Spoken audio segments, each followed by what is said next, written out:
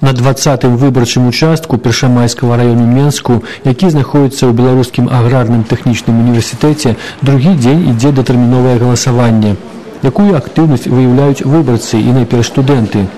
У гэтай скрыні ўжо ляжыць 565 бюлетэняў. Гэта кажа загадчык катедры электратэхнікі Анатоль Крутаў, які ўзначальвае выбарчую камісію.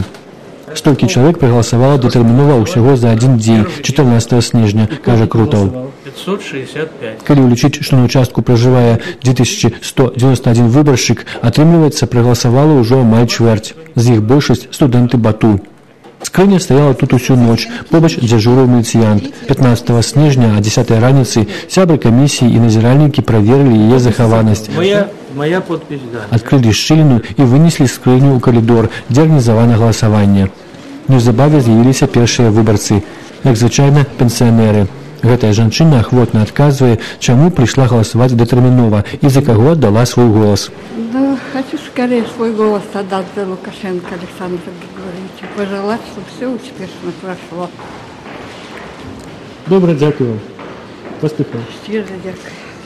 Бліжэй да поўдня пацягнуліся галасаваць і студэнты. На вялікім перапынку каля сталоў з рэгістрацыяй амаль чарга. У асноўным студэнты з інтэрнатаў. Пытаюся, чаму ідуць галасаваць датэрмінова. Ну, тому что потрібно домой ехать, часу не буде голосовать. Вот. Тому и решили ранее. Тому выходные пообещали нам. Тому вы решили ранее зробити гэты выбор. Трэба ехаць да бацькоў. Тыповы адказ тых, хто галасуе датэрмінова. Але ж праз 2 тыдні навагоднія святы. Чаму тады не паехаць дамоў? Звычайны адказ. Калі ўсе едуць, то і я. Наконт прымусу кажуць, што не, на участак ніхто не заганяў, але гэтага і не трэба. Ну, видимо, так администрация сказала, что лучше проголосовать заранее, чем потом ждать, стоять. То есть для кого студентам выгоднее. Для кого лепш? Для студентов. Яшчэ пытаюся, ці ведаюць пра заклік не ісці на датэрміновае галасаванне, каб не было фальсіфікацый. Некаторыя казалі па сумненні, але ці давер да ўлады, ці жаданне ўбачыць бацькоў перамаглі.